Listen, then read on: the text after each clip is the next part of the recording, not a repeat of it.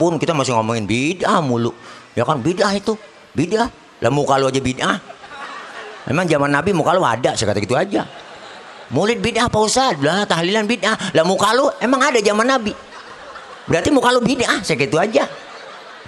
Zaman Nabi emang ada HP, sekarang ada. Berarti lu pegang HP. Berarti lu bid'ah itu HP. Ganti tuh HP lu makan yang susu. Lah ikat mau benang alo-alo sampai budak lu di situ, saya kata gitu aja. Enak banget kita udah. Dikit-dikit ngomong ini bid'ah. Zaman Nabi emang ada motor, kagak lah. Lah ya sekarang ada motor, berarti naik motor bid'ah dong. Jual motor ganti monta. Udah lo naik onta aja tiap hari. Jalan-jalan ke mall naik onta. Ya kan, cancang hilang. Kan ya bu, ya bu, ya bu. Nah, iyalah, pergi haji jangan naik kapal, jangan naik pesawat lu, naik onta dan nguyur di laut. Habis sih makan ikan hiu lu, syukur lu.